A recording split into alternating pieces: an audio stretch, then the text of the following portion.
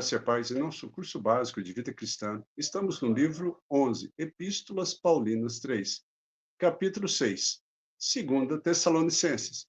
Mas no tópico 1, perseguição por causa da fé, foi tratado os seguintes assuntos. Qual é o tema de 2 Tessalonicenses?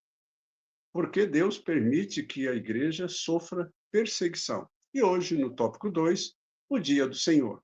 Observe, amados, o dia do Senhor não é geralmente debatido entre os eruditos da Bíblia, porque em 2 Pedro, no capítulo 3, verso 10, afirma ali claramente que esse tempo terminará depois do milênio, na expurgação dos céus e da terra. A maioria dos eruditos da Bíblia mantém três principais opiniões. Primeiro, que ele começará logo após o arrebatamento, no começo da tribulação. Segundo, que ele ocorrerá durante o período da grande tribulação. Terceiro, que ele terá lugar com a manifestação de Cristo na terra. Os que creem que o julgamento começará durante a tribulação baseiam-se em Joel, no capítulo 3, verso 31, e Atos, no capítulo 2, versículo 20. Amados, essas passagens declaram que a lua se transformará em sangue e o sol se escurecerá. É praticamente o sexto selo de Apocalipse, antes do grande e terrível dia do Senhor. Tudo indica que estes eventos são sinais do início desse julgamento. Paulo está convencido de que o dia do Senhor começará após o arrebatamento da igreja, por duas razões básicas. Primeiro, 2 Tessalonicenses, no capítulo 2, verso 3, associa o início desse dia com a manifestação do anticristo. Esta manifestação, mas é o primeiro acontecimento ao iniciar o período da tribulação, segundo Apocalipse, no capítulo 6, verso 2. Segundo, 1 Tessalonicenses, no capítulo 5, verso 2, diz que aquele dia virá inesperadamente, como um ladrão. O doutor Dwight Pentecost, no seu livro Coisas que Estão por Vir, nas páginas 230 e 231, diz, abre aspas, a única maneira desse dia chegar inesperadamente para o mundo é começando imediatamente após o arrebatamento da igreja. Concluímos assim que o dia do Senhor é aquele período que tem início com Deus lidando com Israel após o arrebatamento, no começo da tribulação, e se estendendo até a segunda vinda, a época milenial, e até a criação de novos céus e nova terra depois do milênio. Fecha aspas. Três acontecimentos anteriores ao dia do Senhor, na seguinte ordem: a partida da igreja, a remoção do elemento que resiste, a manifestação do homem do pecado. 2 Tessalonicenses, no capítulo 2, do versículo 3 ao 17, tem gerado mais controvérsia entre os comentaristas. Uma das áreas de controvérsia envolve a palavra apostasia. Mas observe, literalmente significa partida, do grego. Na língua portuguesa, tem um significado único, de uma pessoa que se aparta da fé. Então, entenda essa diferença, ok? A Bíblia ensina que a degeneração ou desvio total da humanidade para com o Senhor, nos últimos dias, é mais acentuada nos momentos antes da volta do Senhor. O problema, de 2 Tessalonicenses, é o artigo a, na expressão a apostasia, no capítulo 2, verso 3, que parece indicar que esta partida é um acontecimento específico. Entenda, há somente dois casos nesse sentido, mencionados em 1ª e 2ª Tessalonicenses: a retirada daquele que resiste e a partida da igreja. O Dr. Stanley Elizen, no seu livro A Grande Biografia do Planeta Terra, nas páginas 122 e 123, sustenta esta opinião, dizendo, abre aspas, é evidente que ambos, o contexto e a gramática, surpreendentemente favorece o ponto de vista que esta apostasia, que deve preceder o dia do Senhor, é a partida da igreja no arrebatamento. Paulo diz especificamente que ela deve ocorrer primeiro, como o acontecimento que introduzirá o dia do Senhor. 2 Tessalonicenses, no capítulo 2, versículo 3. Fecha aspas.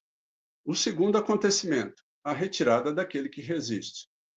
O que resiste está detendo o poder da injustiça, e assim o fará até o tempo da manifestação do anticristo, momento em que ele se retirará. Mas vamos entender isso aí. Alguns têm interpretado isso como se fosse o Império Romano, mas o poder de Roma já não existe e o anticristo ainda não se manifestou. Outros têm sugerido que isto se refere à lei, mas a lei não tem poder nenhum sobre Satanás, né? Então, a referência mais plausível aqui é o Espírito Santo. Ele não retira a sua onipresença da terra durante a grande tribulação, mas encerra a sua tarefa de reprimir o poder da injustiça. Satanás e o anticristo terão liberdade para levar o mundo ao caos. Entenda, queridos, o homem do pecado, ele vai imitar ou imitará Cristo, sendo a encarnação do diabo. Operará milagres e afirmará ser Deus. Amém? Então, Deus permitirá que ele tenha uma multidão de fiéis seguidores. Isso é, os que deleitaram-se com a injustiça. 2 Tessalonicenses, no capítulo 2, do versículo 10 ao 12. Vamos entender um pouco melhor. Os títulos.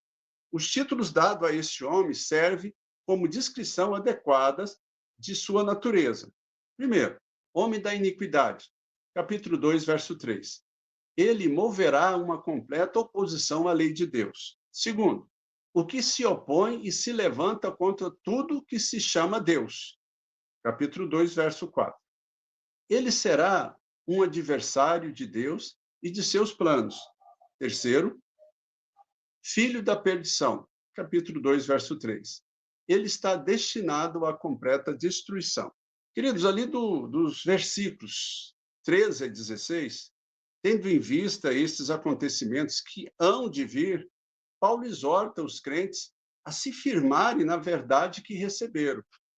Ele ora para que Deus os fortaleça e os estimule a praticarem boas obras. Também isso serve para nós hoje. Amém? No capítulo 3, Paulo exorta todos os crentes a esperarem pela volta de Cristo, de uma maneira digna do Evangelho. Ao invés de se amedrontarem, eles deveriam estar espalhando o Evangelho, confiantes na proteção de Deus, até a volta de Cristo. Terminando seu ensino sobre os acontecimentos futuros, Paulo pede que os tessalonicenses orem por duas coisas em seu favor. Primeiro, que o Evangelho tenha seu livre curso. Segundo, que ele seja livre dos homens dissolutos e maus, que estavam tentando destruí-lo, no capítulo 3, do versículo 1 e 2. Então, Paulo exorta os tessalonicenses dizendo: todavia, o Senhor é fiel, ele nos confirmará e guardará do maligno, no versículo 3. Amém? Então, observe, queridos, a situação dos crentes em Tessalônica. Observe que esses homens não tinham perdido seus empregos. Eles simplesmente se recusavam a trabalhar. E este problema é mencionado em 1 Tessalonicenses, no capítulo 4, versículo 11. Ele achava que é chegada a hora de disciplinar esses preguiçosos. Né? Então, Paulo aconselha os fiéis a se recusar e alimentar qualquer crente vadio, que não queira trabalhar. E se eles assim continuarem, a igreja não deve se misturar com eles. No capítulo 3, verso 14. Então, Paulo também os aconselha a fazer com que tais irmãos venham a se envergonhar e se arrepender da sua má conduta, nos versículos 14 e 15. Não devemos parar de trabalhar, de planejar para o futuro.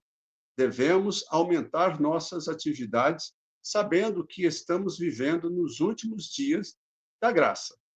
Para terminarmos a aula de hoje, Paulo lhes recomenda aprenderem a cultivar a paz de Deus em suas vidas, aplicando-a em todas as situações. no capítulo 3, versículo 16. E Paulo termina a sua carta assegurando aos crentes de que a mesma é autêntica, por causa da saudação escrita com sua própria mão, no versículo 17. Amém? Na próxima aula, então, no capítulo 7, 1 Timóteo, tópico 1, a vida de Timóteo. Vamos responder as seguintes questões. Qual o caráter, o temperamento e as condições físicas de Timóteo? Quais os títulos das 3 epístolas pastorais e o tema de 1 Timóteo? Amém, amados? Então, nós observamos que Paulo, ele está trabalhando na postura de cada um dos cristãos, pois a luta é ferrenha, né? Não só nos nossos dias, mas nos dias de Paulo também, para manter a igreja firme, porque havia muitos lobos disfarçados de ovelhas dentro do rebanho. E nós temos que estar atentos, por isso que nós temos que conhecer a palavra. Amém? Se você gostou, deixa aí o seu like. Se você tiver alguma dúvida, deixa o seu questionamento ali nos comentários, né? Porque é um tema bem complexo e nós precisamos aprender cada vez mais a respeito. Que Deus abençoe a todos e até a próxima aula.